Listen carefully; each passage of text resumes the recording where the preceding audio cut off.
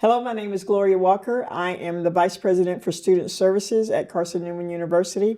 I've been there for 13 years. My parents, my dad was born in 1925. My mom was born in 1931. They adopted me when I was an infant. My dad had a fourth grade education.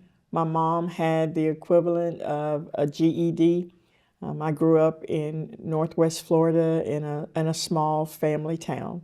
I have one sibling. I have a sister who's 8 years younger. The one thing that stands out in my childhood is, of course, I was adopted. And when I was 12, we adopted my sister. She was 4. And I remember that day very vividly when the social worker pulled up to our house to bring my sister to our home. It was probably one of my favorite memories, other than Christmas and all the holidays in Florida with my family and my sister. They were all very special. I was born in Vernon, Florida, which is Northwest Florida, near the Panhandle, Panama City Beach. I moved to Tennessee in 1985 in Northwest Tennessee, in West Tennessee, Memphis. Lived there for 26 years and then moved to East Tennessee. I didn't realize that there was another part of the state after living in Memphis for so long, but I moved to East Tennessee. My son was a football player at UT, and I love this area, so I moved from the west to the east.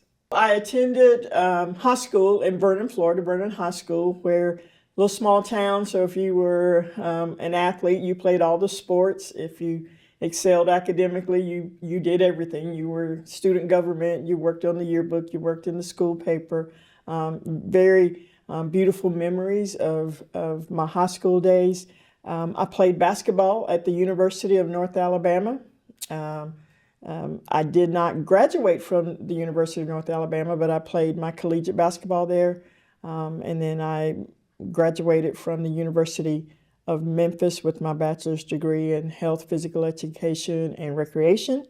And when I took the position at Carson-Newman, I got my master's degree in educational leadership, and I'm currently completing my doctorate degree at Carson-Newman. I'll be finished with that in about a year. So I did it the unconventional way, but I'm getting it done. So I work in higher education. I work with in student services.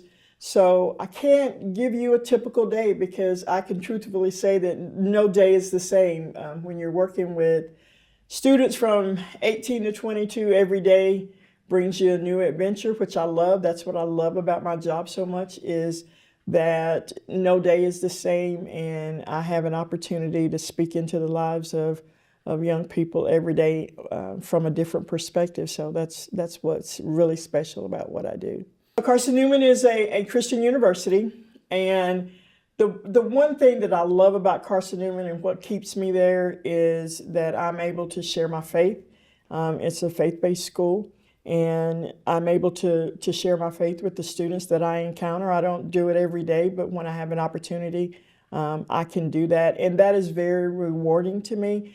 And I can see the fruit of my labor when students come to my office and they need assistance. I've been there long enough that if I don't know the answer, which I normally do, if I don't know the answer, I know where I can direct them to get the answer. And that's rewarding to me, to be able to help our students. Especially, I'm a first-generation student. Neither of my parents, as I mentioned earlier, went to college, and I am so grateful to have the opportunity to pour into the lives of other first-generation students and share my experiences and hope that I can lead and guide them.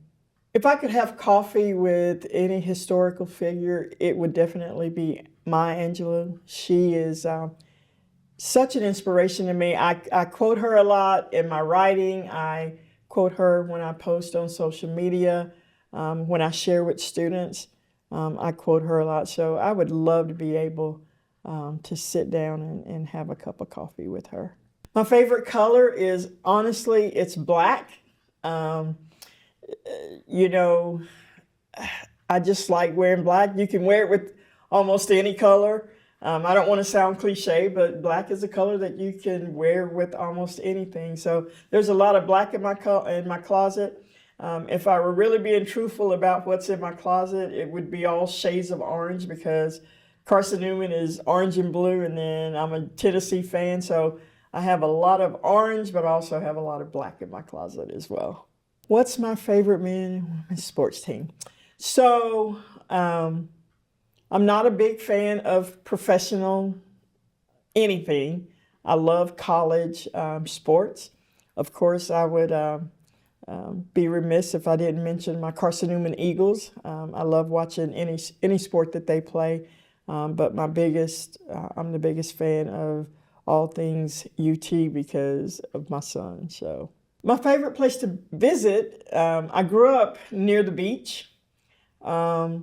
It's my favorite place to visit, but I wouldn't live there again. You know, I think, and I cherish the time that I spent on the Panhandle and near the beach, but I wouldn't want to live there. But it is my favorite place to visit because I generally visit my friends and family that are down there, but I don't want to live there anymore. I love the mountains too much to go back, so my favorite place would be the beach. On my bucket list is I want to go to South Africa, and I'm going to do that. I think I'm still young enough that I can aspire to take that trip, and before I see Jesus, I'm going to South Africa. My favorite thing about Morristown is the diversity, because I can leave the confines of Jefferson City and come to Morristown and get all the diversity. I lived in Memphis for over 25 years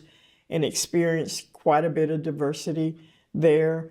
When I moved to Jefferson City, I was really seeking that, and I met Dr. Alpha and migrated towards Morristown. So those things I've been able to find in Morristown. I honestly don't have a least favorite thing about Morristown because I have some really dear friends here, and anytime I need my friend fix, I can come to Morristown and get my friend fix.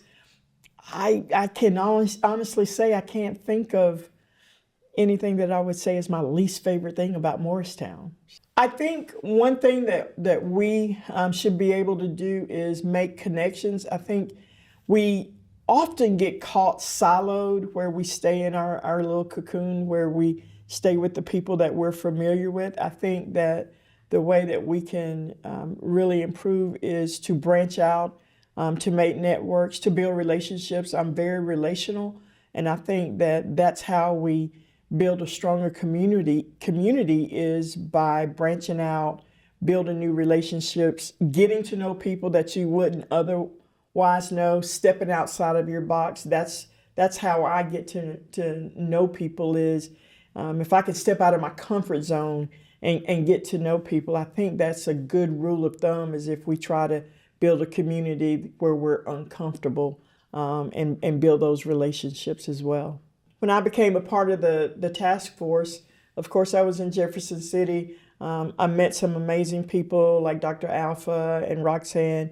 And I kept thinking, why would I be a part of a task force in a town that I don't live? But I believe in what they're doing. I believe in what we stand for on the task force. I want to be a part of that. I've been able to, the relationships that I talked about earlier, I've been able to build some of those relationships because of the task force. I love the fact that we truly step outside of our box, and dabble in and not just, again, staying in a cocoon. We step outside of our box. And I think that we've done a great job of getting out and meeting people. I think that we probably need to be a little bit more diligent and bring those people who wouldn't normally be a part of it, bring those people in just to see what a great initiative it is and the difference that the task force is making for Morristown.